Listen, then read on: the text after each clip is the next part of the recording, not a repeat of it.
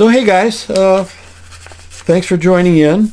Of course, this is Crosslights, where we are re-examining the end times through the lens of my my book, The Threshold of Exile, published last fall, in August of 2024.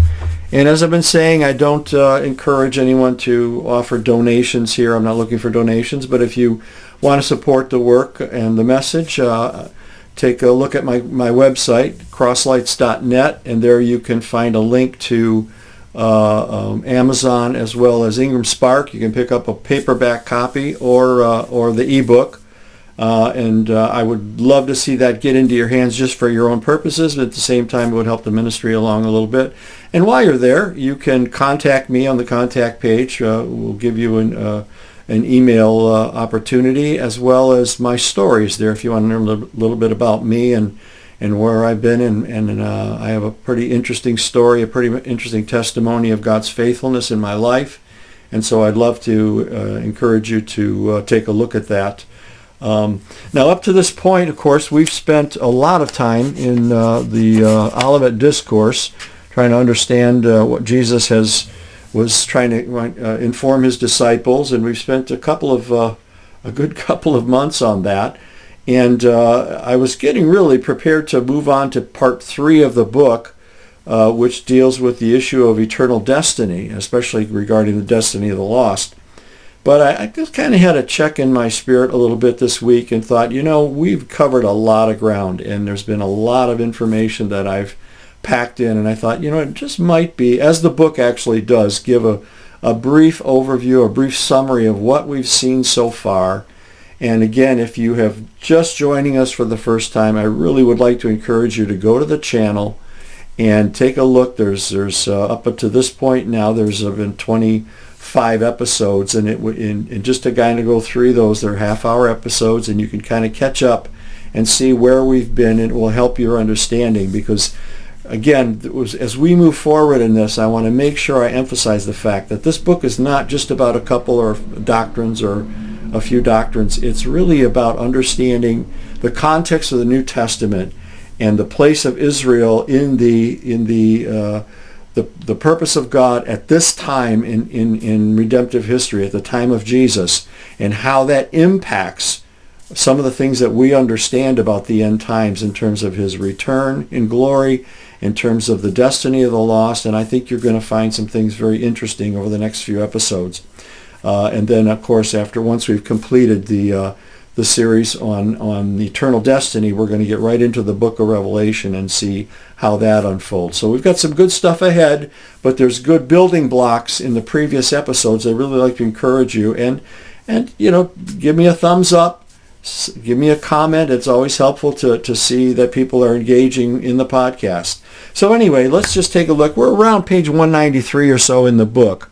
And we'd like to just point out, just to get a perspective on what's been going on in Israel at the time of this, of Jesus' life and ministry.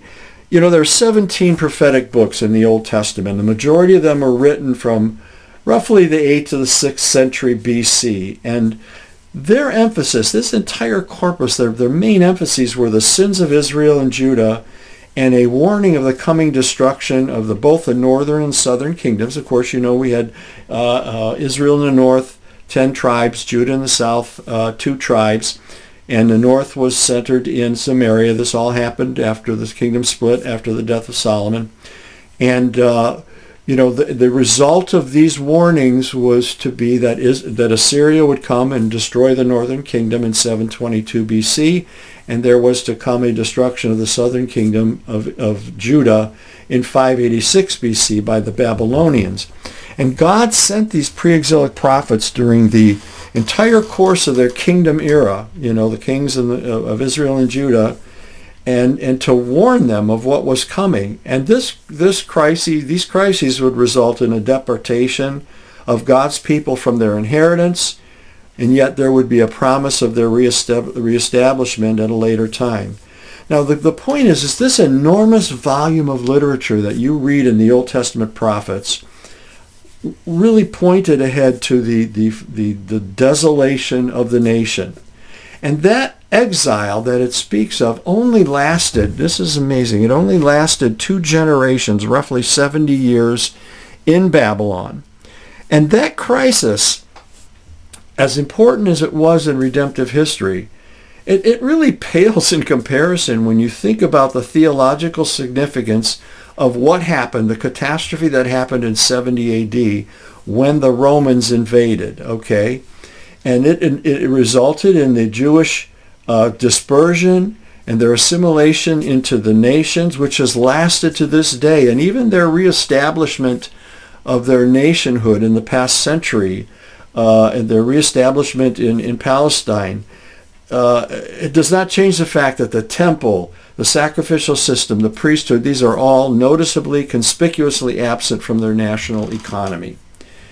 Now, this is not, as we have been saying, not a value judgment about Jews, but it's an assessment of their circumstances since the Roman invasion that happened 2,000 years ago. And I guess what it is important to us is that this invasion in 70 AD, if you really think about it, it is probably the most dramatic transition in redemptive history other than the cross itself and the resurrection, what happened to Jesus' his own life and on earth, in his death and in his resurrection. Of course, that's central to the Bible, okay? But beyond that, this ancient people of God has now been away from their land, was disinherited for now 2,000 years. And it is, other than the cross itself, probably the most dramatic event, most outstanding event in biblical history. So we see that the historical people of God were disinherited, their temple was destroyed, their city was destroyed, their land was decimated. And so my question to you is, given that, okay, regarding what happened in 70 AD, how then would people want to believe that it only holds a scant, almost incidental forecast or reference by New Testament writers? Many, many evangelical Christians know nothing about this event, and yet it is so incredibly significant, and it is a prominent place, actually a prominent place in the New Testament. Would this not, as it was in the prophets, be a major focus in the writings of the writers of the New Testament, or in the message of Jesus, or in the message of the apostles, to say that this historical people is about to be disinherited? Everything that they have treasured is about to fall. And to think otherwise, we would have to assume, and this is what many of us do assume, that they were looking, the New Testament writers were looking entirely beyond their generation to a time far off, to something far future from their audience, that audience could never possibly conceive or understand. Well, I'd like to suggest to you that, in my opinion, Jesus taught no such world-ending scenario in the Gospels. He made clear the warnings to his historical people concerning the fate of the nation, which was to happen in the very generation. So with that, let's take a few key observations that support these ideas that we've drawn over the last couple of months in part 2 of the book, The Threshold of Exile. Now, I want to point out, too, that these observations that we have been making and are going to summarize here, they don't really affect a fundamental change in our core Christian faith.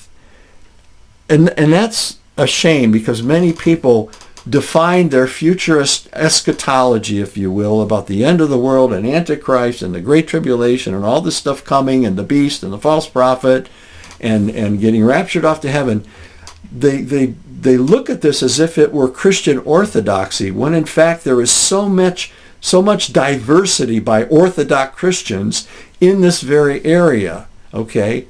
And what I'm saying to you is the things that we have been looking at do not fundamentally change our core Christian faith about the Bible, about Jesus, about the death on the cross, about the resurrection, the role of the church in human history. These things are all fundamental, okay? And we understand that, and we believe that. What we're trying to understand here is how these things that I've been teaching impact our own perception of our own time and location in history? Do we really understand where we're at in history? Are we looking to say that these are the last days and Antichrist is coming, the boogeyman is coming, and the world's about to collapse? Or do we understand that the church is now set free from the bondage of sin and death and the law and the shell of Judaism, to be free to go forward with the gospel to the nations? And this inclusive calling, this inclusive church, includes both Jews and Gentiles. So the first thing I'd like to point out, that we point out as an observation, that we are not, as some suppose, looking ahead to a great apocalyptic calamity, but we're looking back at the great consummation that was accomplished in the past. We have shown that in the Olivet Discourse, Jesus promised his return in judgment within the generation then living. And we saw Matthew 24:34, this generation shall not pass, until these things take place. And the entire literary context from Matthew 23 to Matthew 26 and the synoptic parables in Mark 13 and Luke 21 all describe this, So that in this Olivet Discourse, Jesus promised his return in that generation. And we should also note that Luke 17 offers an additional and important perspective on that same context. And we suggested to you that although many who believe similar to me, that I have shared with you, many who believe in a similar fashion about the Olivet Discourse, want to assume or want to find a transition in the middle of that discourse, or toward the end of Matthew 24, going into Matthew 25, where Jesus talks about the great judgments and the separations and the virgins and the talents and the great judgment of Matthew 25, that this now launches into the future. There's a transition. And I have suggested to you that there is no such transition, that everything from Matthew 23 through 25 involves that very generation. And Matthew's extended narrative, he goes into this much more detail in 25, where he gets into the parable of talents, the virgins, and the great judgment. But his extended narrative further substantiates for us that he has an intended audience in view, and the things that he's talking about in Matthew 25, the parables that we saw last week, have the Jews of his time and the outcome of Jerusalem's destruction in view. Matthew's audience would, of course, be most interested in the outcomes of the destruction of their city. And so Matthew 25 gives that context. And we tried to show how there was a unique Jewishness about Matthew 25 that we needed to consider. And so we're going to stay with this idea that you cannot divide Matthew 23, 24, 25 at all, that it is one continuous series, one continuous narrative that pertains to the things that were to happen in 70 AD. And not only the events, but the return of Jesus and then the consequences of that event. Next, we mentioned that Jesus' return, or what we explained was the parousia, his presence, his arrival. It resulted not in the end of the world, or was not intended to be shown as the end of the world, but in fact the end of the age, the Mosaic era. And therefore, because of that the biblical end of the age has already passed into history. It is not something future. The age to come that was prophesied, or the end of the age that Jesus spoke of, was the end of the Mosaic era. He was born under the law, under the age of law. The end of the age of the law was anticipated by the disciples, that Messiah's arrival would signal that there was a new age coming that they anticipated. And so the end of the age has already passed. Messiah has come, Jesus has done his work and has destroyed all the accoutrements of the old world, the old temple, the old age, the law, and all that was attended that, to bring us into the new age of freedom in Christ and the age of the Holy Spirit. So we are now living in that biblical age to come while we are here on earth, and experiencing both that and the heavenly realities. Jesus' prayer that the rule of heaven would come to earth has occurred, okay? The rule of heaven is now working within his people, all right? The kingdom is not coming with observation, signs to be observed. It is among us, okay? Ye are the temple of God, we're told in the scriptures, in the New Testament, Paul writes. Now, that also means that the signs of the end, the great tribulation, the return of Jesus, were all fulfilled in that 40-year period after his ascension. The Olivet prophecy highlights the conditions that led up to the Jewish-Roman War, and we saw how historically that the earthquakes and the famines and the wars and rumors of war and the abomination of desolation in the temple, these all attended the historical period between 30 A.D. when Jesus died and rose, or 33 if you prefer, and 70 A.D. when the temple was destroyed. And so it concluded, for all intents and purposes, with the fall of Jerusalem and the temple, and the war, for all intents and purposes, theologically, it was all over in 70 A.D., even though there was a mopping up era in 73 where there were still some skirmishes and the sad story of Masada occurred. Technically, the war is considered to be ended in 73, but for our theological purpose, 70 A.D. is really the magic number. Now, that brings us to another point, which I think we didn't spend a lot of time on, but I would like to point it out, that this so-called parousia delay, the delay in Jesus' coming, was a theological idea that suggested that although the return of Jesus was promised in that generation and anticipated in the first generation, which is evident throughout the entire New Testament, it was delayed for some unknown reason. Some have attempted to explain why. I think that it is a rather anemic idea.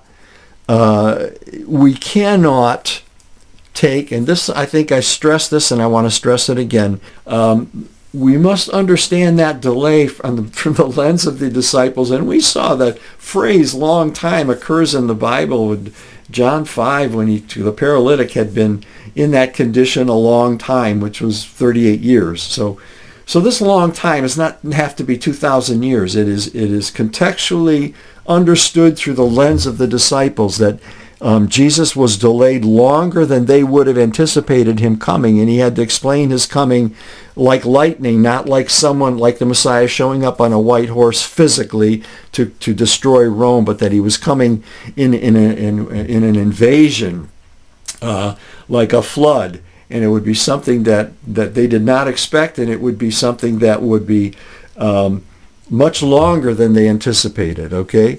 So we can whitewash this whole idea of it being this delay was now a period of 2,000 years. It was not, okay? It was within a 40-year window, and Jesus, we said, did not know the day or the hour, but he knew the generation, okay? Now, that takes us to the next important point. As the Spirit, when the Spirit came at Pentecost, everything changed for the disciples, okay?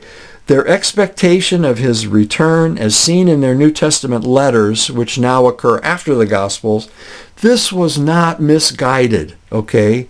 It was fulfilled in their generation. Jesus came in the clouds as he promised. Their early misconceptions, which many fall back to, well, the disciples always got it wrong. Well, that's true. During Jesus' ministry, they were just in a learning stage, okay? They were just trying to figure out who Jesus was. And reading the Gospel of Mark sometimes almost reads like a comedy when you see how many times they just misunderstood Jesus' meaning, I have bread that you don't know of. Did we forget to bring bread? Sure, they were clueless. They were learning, okay? They were learners. They were disciples. But when the Spirit came at Pentecost, everything changed, just as Jesus promised them, in his Last Supper discourse with them. He said, when the Spirit comes, he's going to guide you into all truth. He is going to, very important phrase, he is going to show you the things to come. And so these disciples had the promise of Jesus that they would get clarity on his parousia, on his arrival, okay? And they would get that enlightenment. And so we learn that then that Jesus came in the same manner described by the prophets who spoke of God's presence in the same manner as the Olivet Discourse when he came in judgment upon nations. He used a linguistic style. It echoes the ancient prophets and those in whom dwelt the Spirit of Christ. Now that may sound funny to some of you, but yes, the Spirit of Christ did dwell in those prophets, okay? And I don't know how that works with your own redemptive theology. They weren't quote unquote saved, or, Jesus hadn't died on the cross yet, but yet we're told by Peter that the Spirit of Christ dwelt within them. And I want to tell you something. God can do whatever he wants, because the cross of Christ was something that was in reality long before it occurred on earth. And so it could easily have been imputed to these great prophetic figures in Old Testament history. And so God was able to allow his Spirit, wherever he wants to dwell, church, he can dwell, okay? Don't get locked into just some systematic theology. God can dwell in a tent of badger skins and wood and gold and bronze. He is not limited by our theology. All right.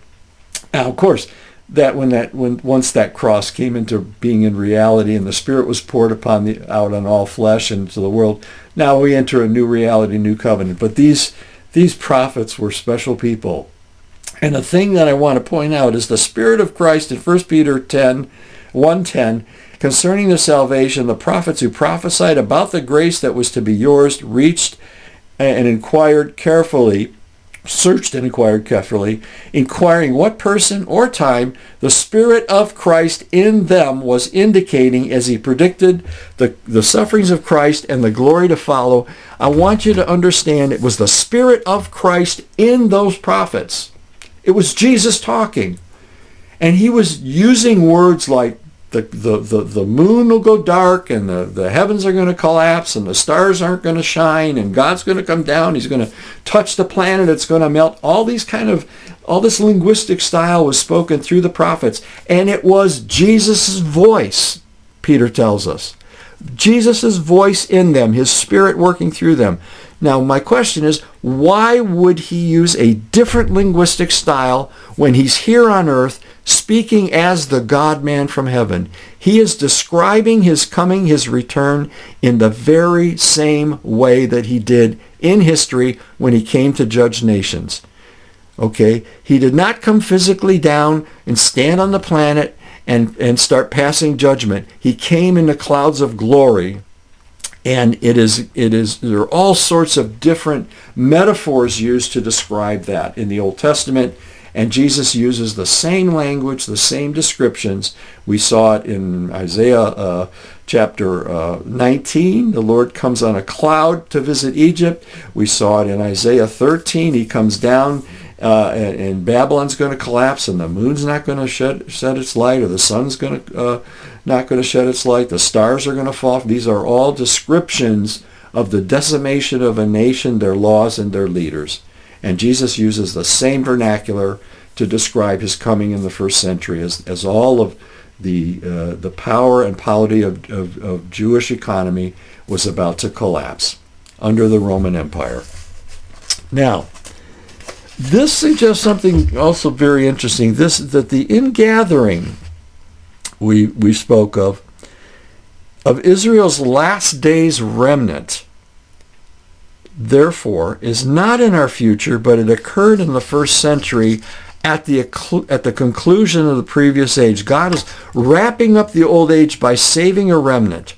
And I'm going to suggest to you, based on Romans 11, we're going to take a few minutes in Romans 11 to try to clarify this a little bit, that in Romans 11, that we learn that there was a partial hardening, verse 25 in Romans 11, that a partial hardening was only to last until the full Gentile complement was added to the first century remnant. Now let's look for a minute, if you will, with me, to Romans 11, because Paul is going to talk to the church And of course 9, 10, 11 deals with the whole subject of Israel and their election. And the context here needs to be understood. Then Romans 1, he says that God hasn't rejected his people just because, that everything's going to collapse here. And he talks about a remnant. But in verse 2, he says that, don't you know that the scripture says of Elijah, how he appeals to God against Israel, Lord, they have killed your prophets and demolished your altars, and I'm the only one left. And the Lord says, I have kept for myself 7,000 who have not bowed the knee to Baal. Then this says something very important in 5. So too at the present time, his present time, he's writing to a first century Roman church, at this present time, there is a remnant chosen by grace. And then he speaks of the power of grace, and he goes on to say that the elect, that verse 7, when Israel failed to obtain what it was seeking, but the elect obtained it, but the rest were hardened. Notice the tense here. Paul's not saying that the elect will attain it at some future date. He's saying the elect have obtained it. In his own time, he sees this remnant, okay? Then he goes on, down in verse 11. I'm sorry, just in the interest of time, I'm not reading the whole thing. So I asked, did they stumble in order that they might fall? By no means. Rather, through their trespass, salvation has come to the Gentiles, so that to make Israel jealous. Now, if their trespasses means riches for the world, now Paul speaks of world here. He's not talking planets like universal salvation. He's saying now it's inclusive of all Gentiles, Jew and Gentile. If their failure means riches to the Gentiles, how much more will the full inclusion mean? And then he says, listen to this, for if their rejection means reconciliation of the world, which is again reconciliation for the whole world, Jew and Gentile, not the whole planet. He's talking about the inclusion of the Gentiles at that time. He says, what will their acceptance mean but life from the dead? Now, many might assume that, well, when the Jews are finally accepted as a quote-unquote nation, that means it's the end of the world and the resurrection of the dead is going to happen. Beloved, life from the dead in the New Testament, in the Bible, does not always mean physical coming out of a literal grave, okay? It often occurs to a condition in man where we are dead in spirit, asleep in spirit, and we're going to be awakened from that condition to life in Christ. Now, for example, I want to look really quickly here. We're going to give a few minutes here to Daniel chapter 12. In Daniel chapter 12, if you give me a moment to get that for you. Very important text. We're gonna talk about this in more detail in the next session when we talk about when we start talking about the eternal destiny, because there's obviously some verses here that need to be addressed. But he says, at that time, at the time of the end, shall arise Michael, the great prince who has charge over your people, and there shall be a time of trouble such as never been since there was a nation until that time. Now, interesting. What does that sound like? That's exactly what Jesus said in Matthew 24:21, that there will be great tribulation. But we learned when was that? That was in the first century, the great tribulation that attended the invasion of Rome, the fall of Jerusalem, the persecution. This was all related to first century time. And he says, and he says that this will occur, but at that time your people shall be delivered, everyone whose name shall be found in the written in the book. And many of those who sleep in the dust of the earth shall awake and come to everlasting life, some to everlasting life, and some to everlasting shame and contempt. Now, we have two different types of a resurrection here. We have those who are coming forth into life, some that are coming forth into death. Now, where does Paul speak of people becoming awake? Now, isn't that interesting?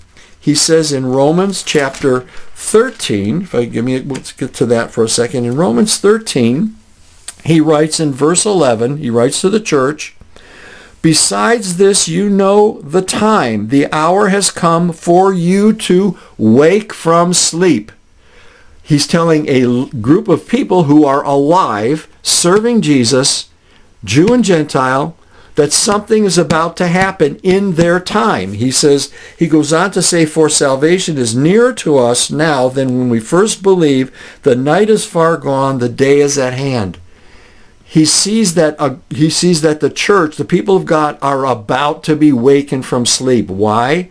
Because it's going to occur in the same time frame. There's going to be an ingathering of God's people as they are fully awakened to the New Testament life. Okay, the world is transitioning out of law, out of death, out of the reign of death, into this new covenant era, as we learned in Hebrews 8. And he says that when he spoke of the new covenant, quoting Jeremiah, and he says that which is old is ready to disappear. Jesus had died on the cross 30 years before the writing of that text. And yet the writer of Hebrews says these things are about to disappear. So there was this major transition coming in redemptive history that Paul was anticipating. It was to be an awakening. But for some, it would be awakening unto life. Others, it would be an awakening unto shame and disgrace. He's not talking about hell, and I'm going to explain that as we get into the eternal destiny. This whole idea of those awakening to shame and disgrace is the language of that is found in the prophets, Jeremiah, Ezekiel, Isaiah, and has nothing to do with eternal torment.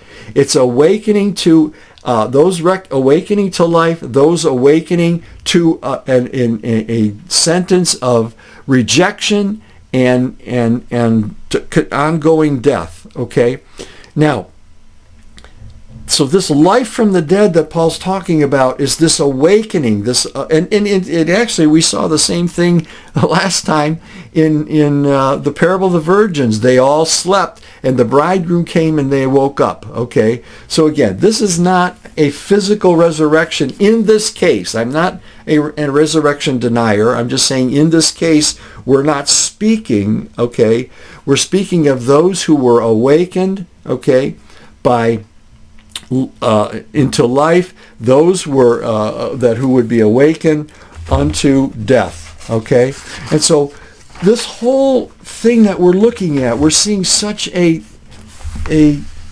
powerful realization of the things that occurred, in the first century. And if we could only get our eyes open and get our arms around it and look at this through new eyes, and that's what we're going to be doing. We're looking through these things. As James Jordan wrote a book, Understanding the Bible Through New Eyes, and that's what we're trying to do. We're trying to see all this through new eyes, okay? And so we're going to explain this whole idea from Daniel's resurrection and the idea of being resurrected to life versus the resurrection of rejection, okay, and exile as we get into the next section. But I hope this kind of gave you just a broad sense of some of the things that we needed to emphasize about this first century occurrence. I want to thank you for watching. I want to thank you for tuning in, and please hit a like, send a comment, get over to the website, pick up a book, and just help this thing along, okay? I just want you to, I want to get this message out as much as we can. And as I've been saying all along, I don't claim to have all the answers. This is not a brand new system of theology. We're just trying to help you understand the Bible in all its wonder and complexity and see things through a different set of eyes. So God bless you. I hope you tune in next time as we begin our discussion in part 3 of the book on eternal destiny. And I think you're going to find that fascinating. God bless you. See you next time.